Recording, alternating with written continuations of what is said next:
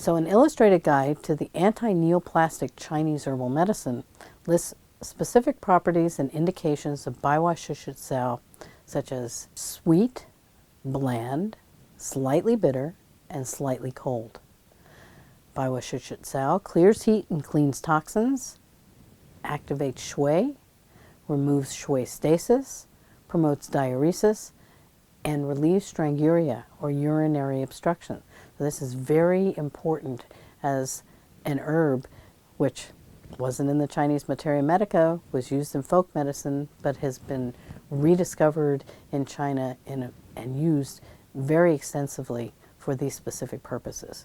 The indications of Baiwa Shushitsao are for various types of tumors, especially tumors of the digestive tract, lymphosarcoma, liver carcinoma, and larynx carcinoma.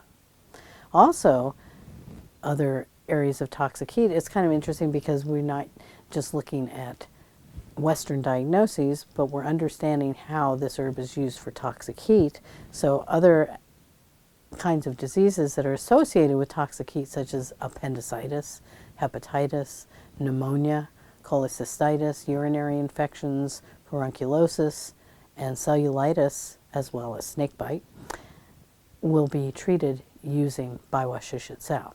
Now, of course, Baiwa Shushitsao is not used necessarily alone, although sometimes it is used in powders with just one or two other herbs.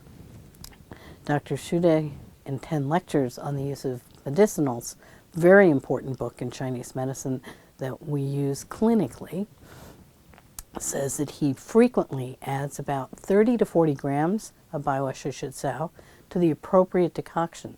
So if you look at pattern identification, if you're looking at the pattern of the individual, but then you're looking at the epidemic pattern or exogenous pattern of toxic heat, you can add this herb to a formula to treat various forms of cancer. So he suggests adding some other anti-cancer herbs, such as Bonjourlian as well. This is actually kind of a modern Jue Yao, is Baiwa Shushitsao and Bonjourlian.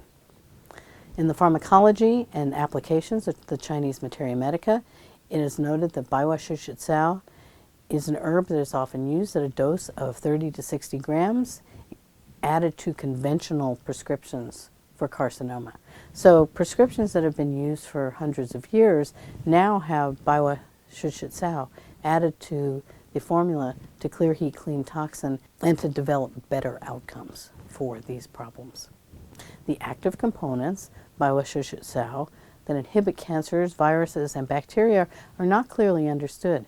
This would be a wonderful project to take Baiwa Shushitsao and understand the way in which Baiwa Shushitsao works from a Western perspective without taking it apart and creating individual components, to understand that Baiwa Shushitsao is a very strong multi-component herb that might be helpful to understand the mechanism in which the herb works from a Western perspective, Western pharmacology.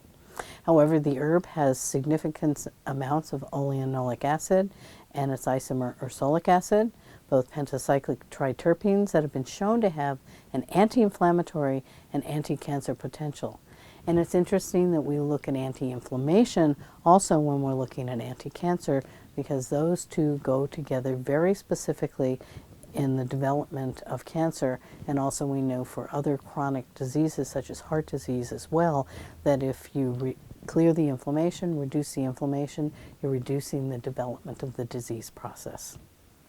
The compounds that are found in several other Chinese herbs, including some classified along with Baiwa Shushitsao as clear heat and remove toxins, for example, Forsythia lianqiao, the herbs have been shown to promote immune functions. So Nujinsa and lianqiao are in the Oleanoceae plant family, from which the term oleanolic acid is derived. So, you know, this is some other areas that you can start to look at if you're interested in the pharmacology of Chinese herbs. Hey, you can develop formulas based on pharmacology of Chinese herbs in conjunction with the traditional indications and traditional pharmacology, and come up with herbal formulas that have very specific effects. In vivo studies in humans have not yet proven these effects. As a preventive healthcare agent, though, Baiwa-Shushit-Sao is proposed to inhibit mutation of cells by carcinogens. And as an immune regulating herb, Baiwa-Shushit-Sao is an important herb to use in modern cancer therapies. Another herb, Banjur-Lian, which I've already mentioned, has been much less studied than Baiwa-Shushit-Sao, although Banjur-Lian has been studied to some degree more in the West than Baiwa-Shushit-Sao has been studied. It's considered of potential value and has been shown in laboratory studies to provide some of the same mechanisms of anti-cancer action as Baiwa-Shushit-Sao. It is significant that in common practice of combining Banjur-Lian and Baiwa-Shushit-Sao, especially for the treatment of cancer, shows that these formulas, as I mentioned, are kind of a modern Jue Yao. Even though it can be used alone, they're often used together to improve the function of the clear heat clean toxin.